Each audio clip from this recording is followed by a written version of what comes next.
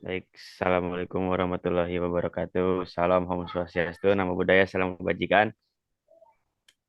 Sebelumnya yang terhormat, Bapak Adi Wahyu Pribadi, Sarjana Sains Magister Komputer, selaku dosen mata kuliah Etika Profesi. Di sini kami dari kelompok mata kuliah Etika Profesi dengan judul Meningkatkan Kesadaran Remaja akan Keamanan Data Pribadi. Dengan anggota Naufal Rafif, Renali Josepan Silalahi, Muhammad Fatih Hairan, Agus Wahyu, dan saya sendiri Muhammad Tegar Heriawan Saleh. Next.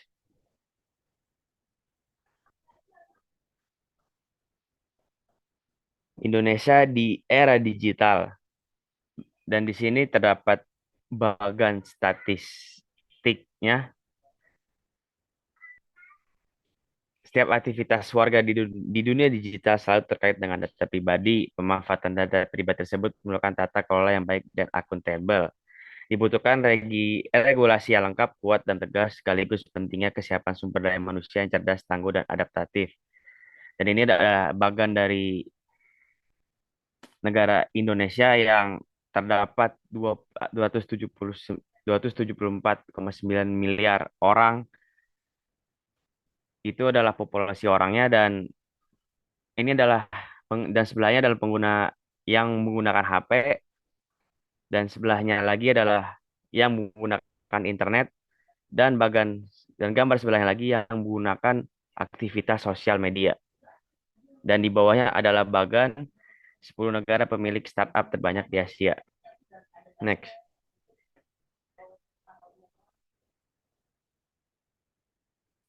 Dan berikut adalah statistika dari anomali trafik atau serangan siber di tahun 2021. Pusat Operasi Keamanan Siber Nasional Badan Siber dan Sandi Negara (BSSN) mencatat jumlah serangan siber yang terjadi di Indonesia antara Januari hingga Juli 2021 sebanyak 741 kali. Jumlah serangan itu mengalami peningkatan hampir 2 kali lipat dibandingkan seluruh anomali trafik yang dideteksi oleh lembaga siber tersebut selama tahun lalu yang mencapai kurang lebih 495 juta kali. Next.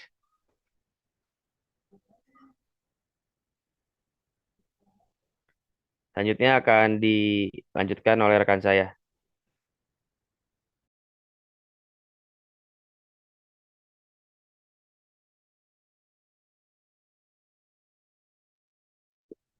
Serangan cyber meningkat 5 kali lipat. Serangan cyber ke Indonesia mengalami kenaikan dari tahun ke tahun. Pusat Operasi Keamanan Cyber Nasional (BSSM) mencatat adanya tren ini. Kasus percobaan pencurian data atau data breach sepanjang periode Januari hingga Agustus 2020. Terdapat 190 juta serangan cyber dan 36.771 akun data yang tercuri di sejumlah sektor, termasuk sektor keuangan. Serangan itu dicatat mengalami peningkatan 5 kali lipat dari tahun 2019. Tahun 2021 juga semakin meningkat. Menurut Kaspersky, perusahaan keamanan cyber mengungkapkan 40% konsumen dari Asia Pasifik menghadapi insiden kebocoran data pribadi yang diakses orang lain tanpa persetujuan pemiliknya. Berdasarkan Papres 28 tahun 2021, pasal yang kedua dan ketiga, BSSN adalah badan yang bertugas membantu presiden atau pemerintah terkait keamanan cyber yang bertugas membuat standar dan supervisi. Next. Di sini ada bagan data kebocoran di Indonesia yang terjadi dalam waktu periode dari Mei 2020 hingga 2021. Boleh di next. Yang selanjutnya akan dibacakan oleh rekan saya.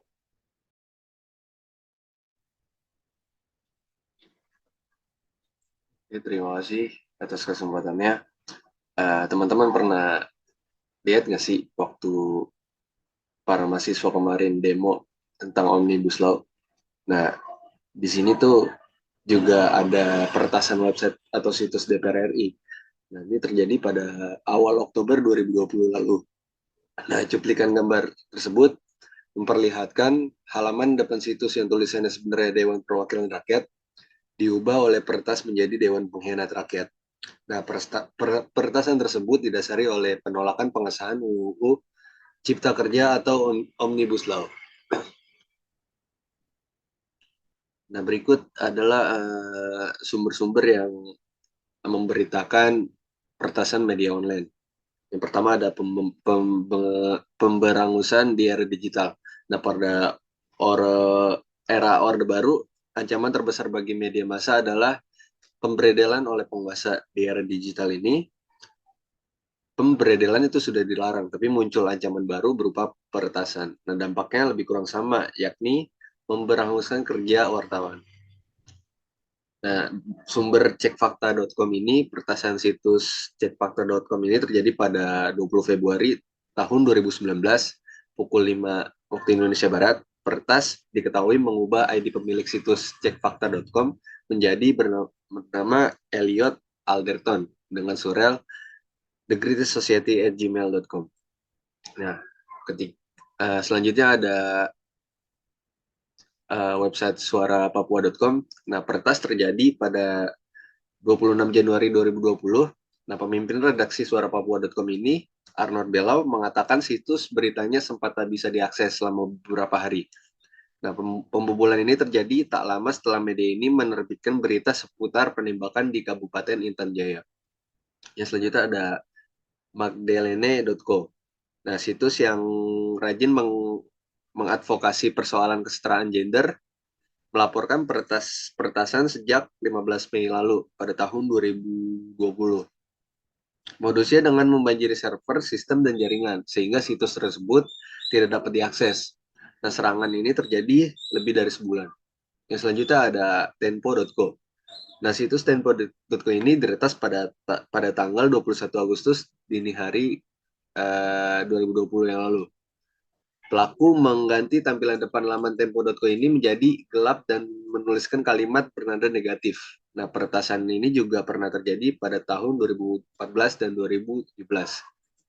Nah, selanjutnya ada Tirto ID. Nah, portal media tirto.id ini diretas pada 21 Agustus 2020 sama seperti tempo.co. Nah, pelaku menghapus beberapa artikel calon obat COVID-19 dari Universitas Airlangga. Nah, pembobol juga mengubah isi naskah dan mengganti hyperlink di dalam tulisan. Nah, bisa dijelaskan, teman-teman tahu nggak sih apa itu cybercrime? Nah, dikutip dari buku Pengantar Teknologi Informasi pada tahun 2020, karya Dasril Aldo, cybercrime adalah kejahatan yang ditimbulkan karena pemanfaatan teknologi internet, bisa dimaknai sebagai pembuatan melawan hukum yang dilakukan dengan menggunakan internet berbasis pada kejanggihan teknologi, komputer, serta telekomunikasi. Nah, cybercrime ini disebut juga computer crime. Yang dari teori lain, dilansir dari Ensiklopedia Britannica, cybercrime adalah penggunaan komputer sebagai alat untuk meraih tujuan ilegal, seperti penipuan, perdagangan konten pornografi anak, pencurian identitas, serta pelanggaran privasi. Nah, perbedaan utama kejahatan cyber ini dengan tindakan kriminal konvensional adalah kehadiran peran teknologi yang seolah-olah mempermudah tindakan buruk tersebut. Selanjutnya akan dilanjutkan oleh Saudara Agus Wahyu. Terima kasih.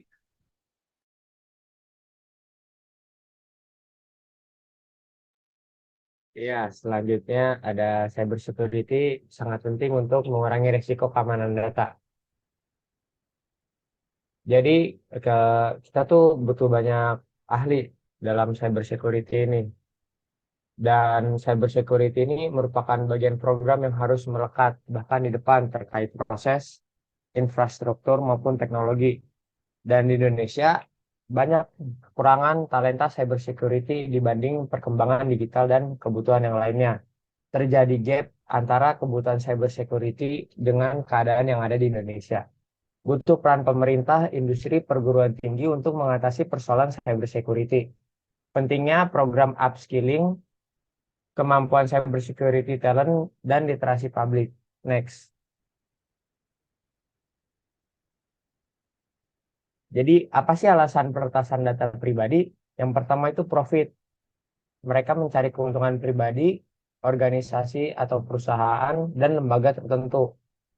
Dan yang kedua ada data analis untuk kepentingan analisis data seperti data mining, profiling, dan lain-lain. Dan yang kemudian ada lowback bounty price. Hacker kecewa terkait reward. Dan yang kemudian ada politik, persaingan antar kelompok, antar kompetitor. Kemudian ada phishing atau penipuan. Dan yang terakhir ada telemarketing, data pribadi diperjualbelikan untuk telemarketing. Next.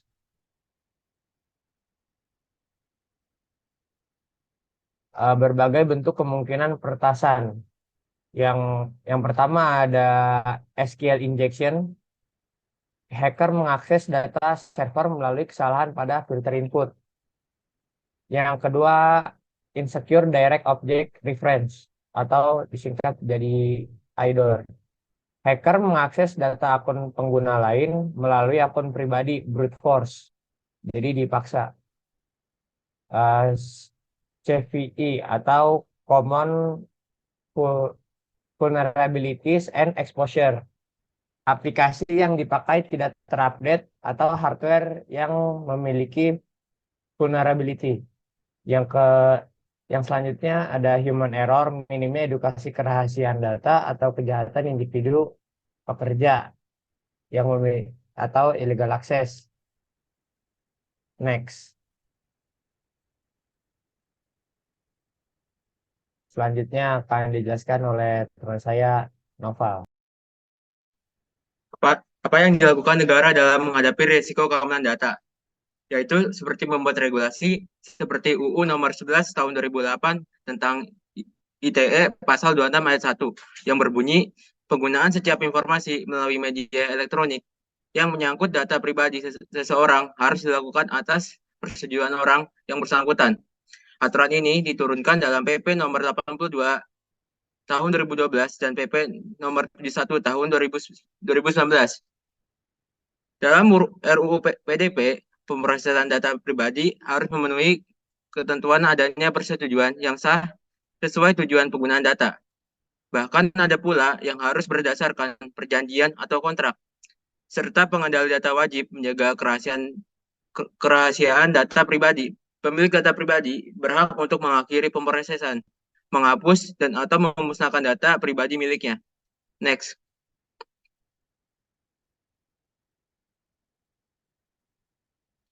Penanganan dugaan kebocoran data pribadi.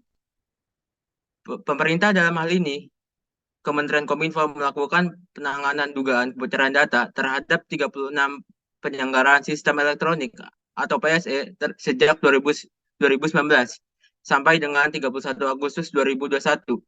Dari jumlah tersebut, 31 kasus telah selesai dilakukan investigasi dengan perincian 4 PSE telah dikenai sanksi teguran tertulis, 18 PSE diberikan rekomendasi teknis peningkatan data kelola data dan sistem elektronik. Sedangkan 9 PSE lainnya dalam proses pemberian keputusan akhir terkait sanksi. Yang kedua, upaya pengawasan kepatuhan terhadap pengelola sistem peduli lindungi, pihak yang mengolah data, serta para pengguna akan terus dilakukan oleh Kementerian Kominfo dengan berkoordinasi bersama Kementerian Kesehatan, BSSN, serta pihak terkait lainnya. Dan yang terakhir adalah sedang terhadap pelaku kejahatan yang dikenakan sanksi pidana sesuai ketentuan UU ITE. Next. Pentingnya literasi keamanan informasi. Yang pertama yaitu ada selalu mengganti password secara berkala dan tidak menggunakan password yang mudah ditebak. Jangan membuka email atau link yang tidak mencurigakan atau yang tidak dikenal. Dan yang ketiga, menggunakan software yang legal sehingga selalu ada update keamanan untuk OS yang kita pakai. Yang keempat, pelajari semua aplikasi yang kita pakai dan selalu diupdate. Dan yang kelima, gunakan koneksi internet dan protokol yang aman. Jangan di wifi sembarangan. Dan yang keenam, tidak menunjukkan data pribadi atau sisi privasi untuk umum. Dan yang terakhir adalah pelajari hak hukum dan regulasi terkait keamanan data dan privasi. Next. Sekian dari kelompok kami. Apabila ada kesalahan, mohon dimaafkan. Sekian, terima kasih. Wassalamualaikum warahmatullahi wabarakatuh.